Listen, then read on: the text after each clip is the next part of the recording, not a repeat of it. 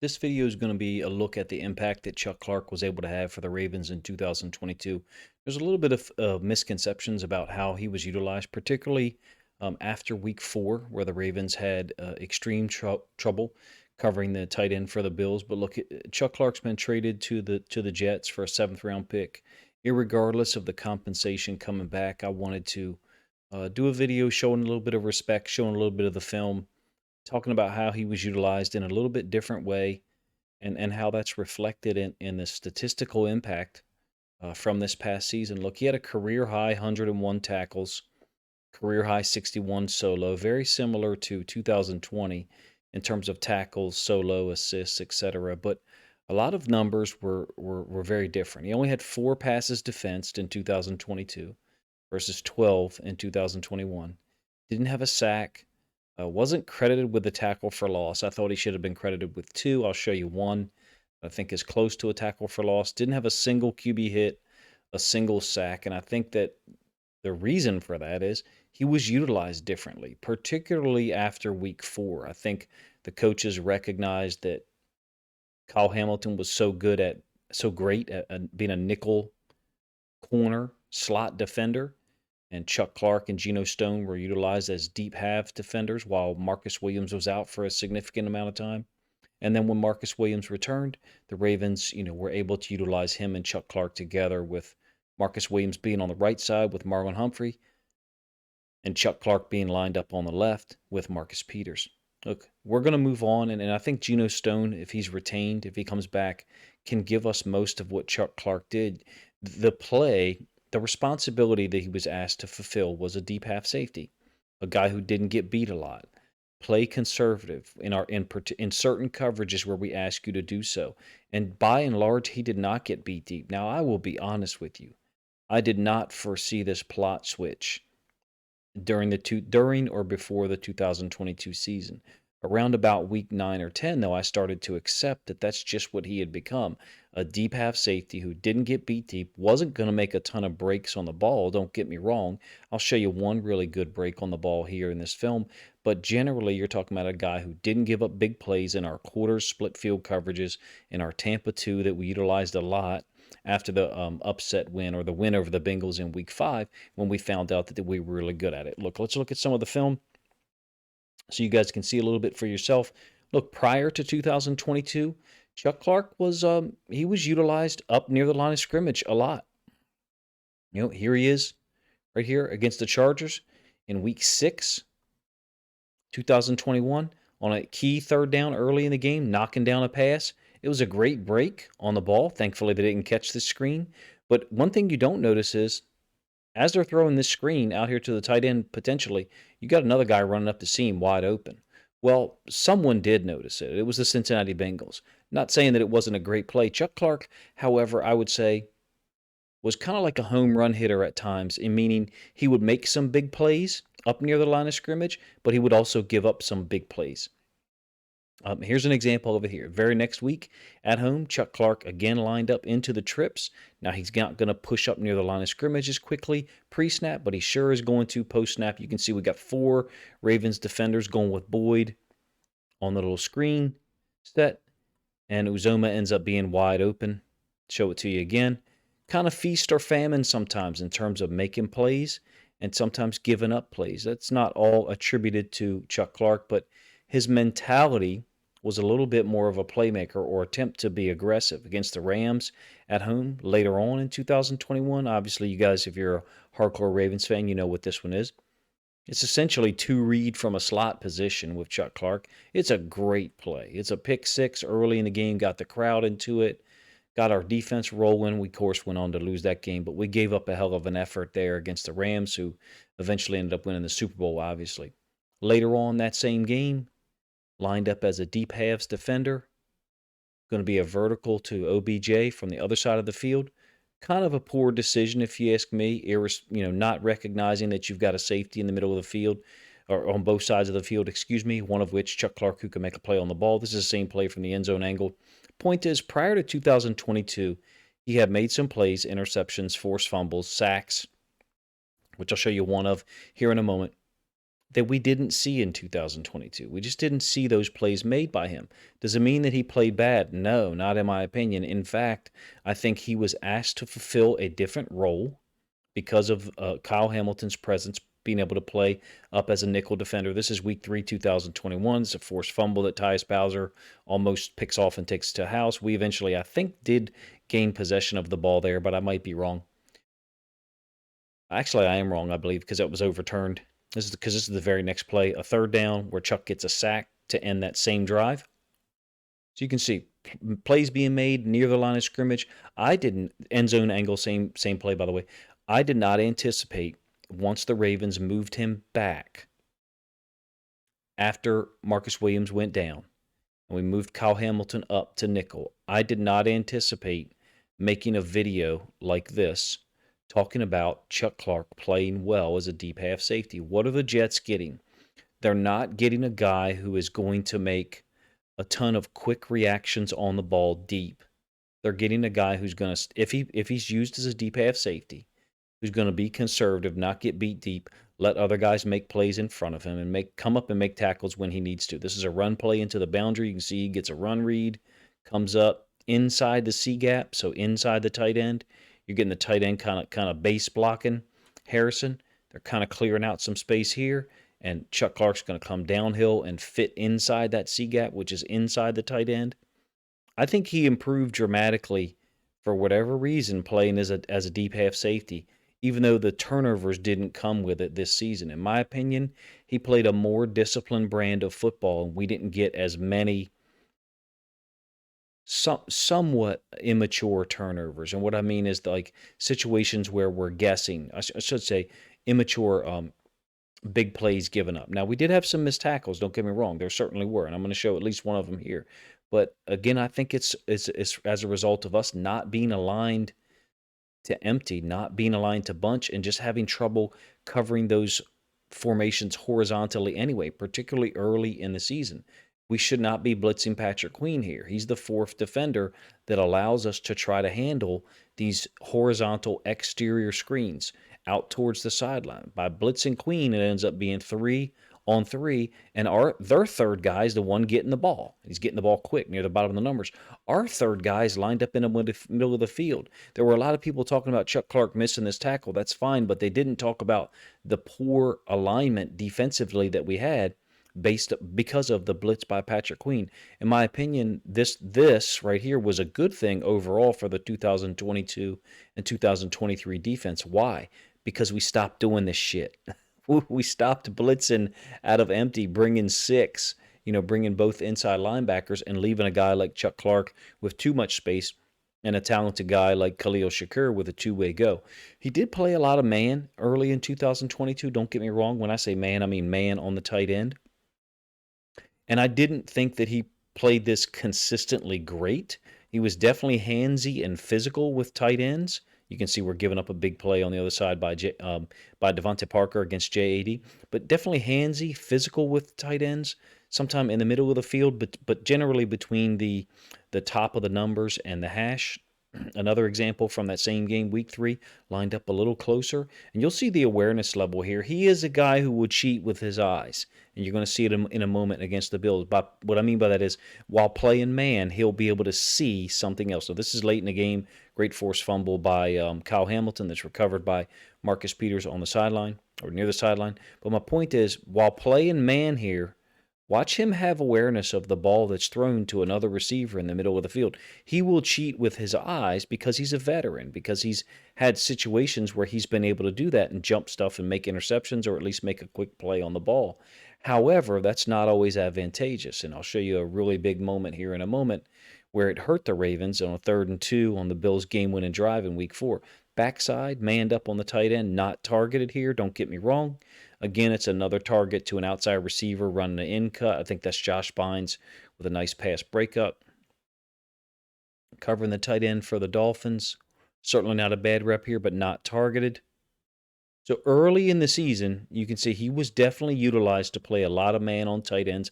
Don't get me wrong, he was used to do so somewhat later in the season, but generally he was lining up as a half field safety. All right, so this is the one that I think really caused the coaching staff to reconsider how they were using him. 3rd and 2, Bills game-winning drive in week 4. The Ravens have already gone for it on 4th down near the end zone, eschewing taking a 3-point lead. And now we've got him manned up on Knox, the tight end. Watch his eyes. I'll let it play a couple of times. This is man. Unless you've got a separate call at the top side of the field versus the bottom side, this is man. I mean, this is Chuck right here, and that's Knox. And let's rewind it a little bit and let you guys see what I'm talking about. We certainly got man here, certainly got man here.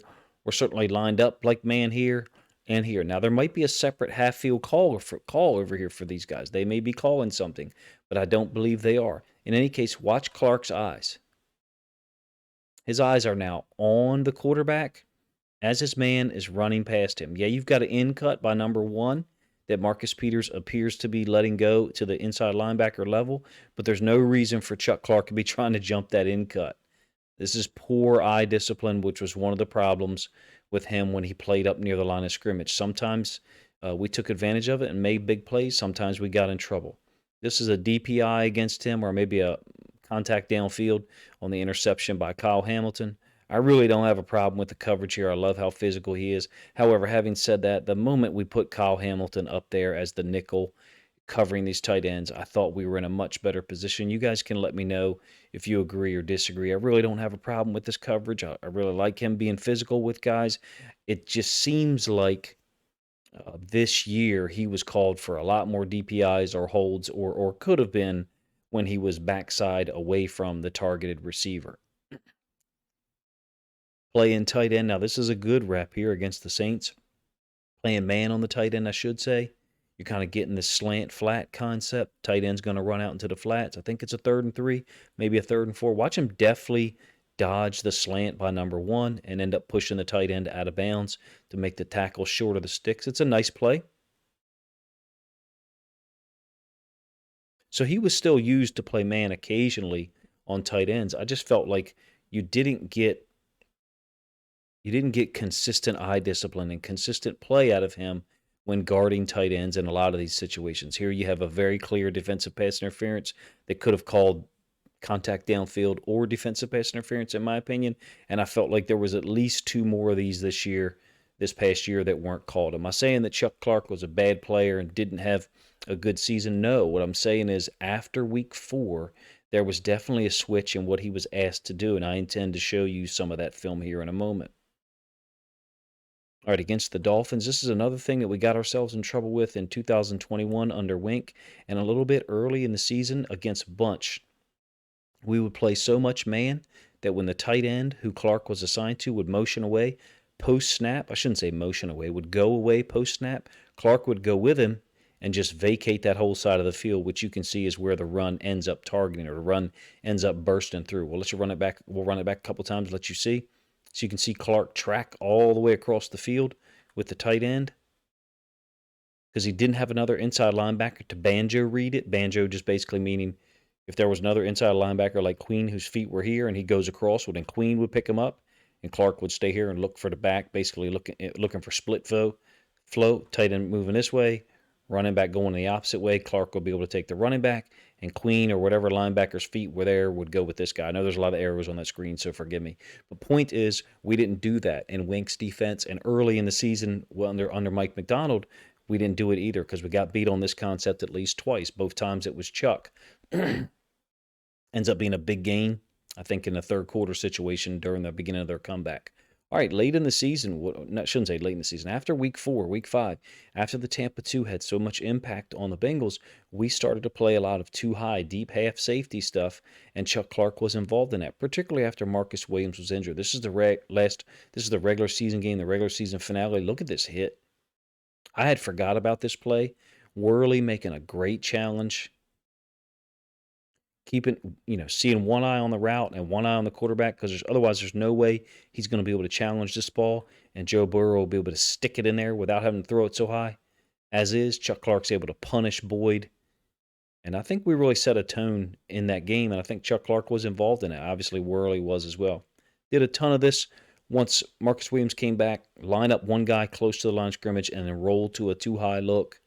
the Tampa 2, the too high safety structure certainly did slow down Joe Burrow and the Bengals. Here he is again, very similar to what you just saw, except I think his Pepe Williams is going to roll back to being the deep half safety. My apologies, it's still Marcus Williams. Not targeted. You're not going to see a lot of targets here on Chuck Clark, just so you know, in these two high safety alignments. But the point is, we end up getting him lined up deep, and I think there were some times where he was lined up a little conservative, depending on down and distance. Now this is 3rd and 4, so you would say maybe he's lined up a little too deep. But I think what it allowed some of these guys to do is be a little more aggressive, knowing that they had deep safety help over the top. I think it also accounted for, how do you say it, a little bit of the loss in foot speed and reaction and agility that Marcus Peters seemed to have coming back from the ACL injury. Hopefully I said that in a way that makes sense and is respectful towards him. Another illustration of it, if you ask me, middle of the field free safety, pre-snap alignment for Chuck Clark, and then going to roll him to deep halves. All right, so this is the one that Pepe rolls back to the other deep half defender. I'll rewind this one back so you can see it again. It's a sack by JPP. Pepe's going to roll back to deep half defender here. Chuck's going to roll to deep half defender here. Hopefully you guys can see that. And then this is Marcus Williams lined up over the slot, which I think is Boyd. He's going to run the pipe for the middle third. Essentially, Tampa 2 is a defense that looks like a 2-high safety look, but it actually ends up being a 3-high cover 3 look if you want to count the middle of the field coverage guy, which is usually a Mike Backer, but in this case we used Marcus Williams there. If you want to count him as a middle third defender, whatever fraction you want to use or percentage you want to use. The point is you've got a half field safety there in Pepe, a half field safety there in Chuck Clark, and previous to week 4, Chuck Clark would normally have been used. And in fact, in 2019, Chuck Clark was used here as like a dime linebacker. A lot of times, we kind of went away from that, particularly when we had Roquan Smith show up. Obviously, he didn't get any more reps there that I'm aware of. It was always Roquan and Patrick Queen, with a few exceptions to that. I think two plays in the playoff game, Queen was off. But in any case, a lot of deep half alignment, a lot of conservative alignments, not targeted a whole lot that I recall. And trying to keep things in front, trying to force teams to nickel and dime us down the field.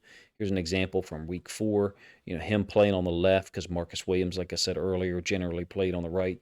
You guys let me know what you think. I'm crediting Clark more than I thought I would be for how he played as a deep half safety guy. I think we played a lot of coverages, and a lot of them had him lined up here as a deep safety. Now you can see here we actually have 3 safeties line up, Stone, Hamilton, and Clark, playing man down here on the bottom side with Marcus Peters on the tight end and Patrick Queen on the running back.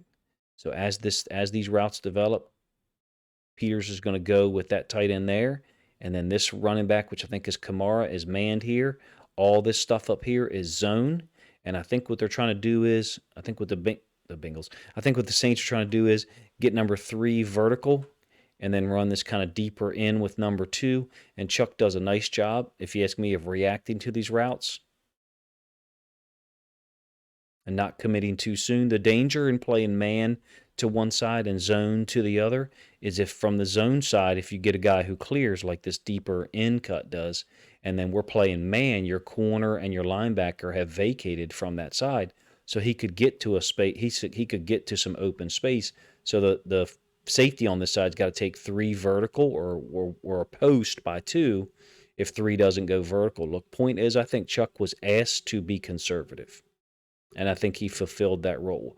I also think he was asked to be conservative for a reason, because he's not tremendously agile compared to Kyle Hamilton or Marcus Williams. He doesn't have the anticipation, in my opinion, to break on the ball and get interceptions like Marcus Williams.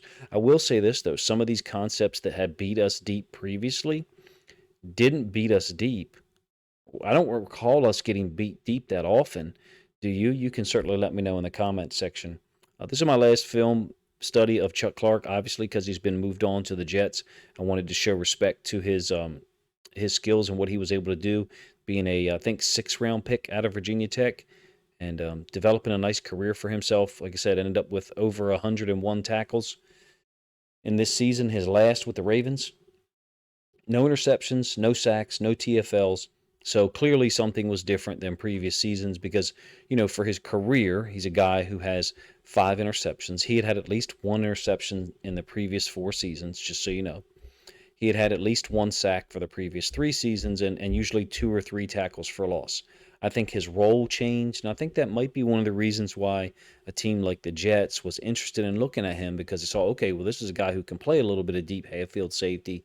We can utilize him more than just as a nickel defender. It was clear, I thought, early on in the season that Kyle Hamilton was better as the nickel defender, and the Ravens have to give them credit. Defensive coaching staff, they made the right decision in moving Kyle Hamilton up and moving Chuck Clark back. If you've listened this long and you can't tell, that is not what I thought the result would have been. I would not have thought that I would be sitting here saying this, that Chuck Clark played well as a deep half safety and didn't give up big plays because of how he played closer to the line of scrimmage. My explanation would be this: he was in less run pass conflict, and there was less reason for him to have poor eye discipline. That would be my final explanation there. Credit to Chuck Clark, man, that he's been able to turn himself into a perennial starter in the NFL. He's going to get a chance to start for the Jets with who I consider to be one of the best corners in the NFL, Ahmad Sauce Gardner. You guys let me know what you think of the video, trying to show how Chuck Clark was used in 2022,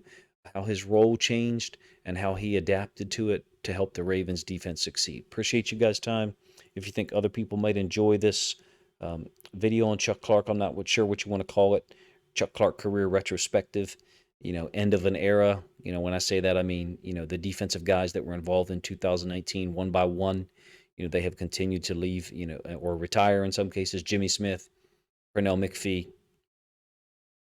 others have gone, have left us, and Chuck Clark is another one. Appreciate you guys' time. Let me know what you think of the video in the comment section.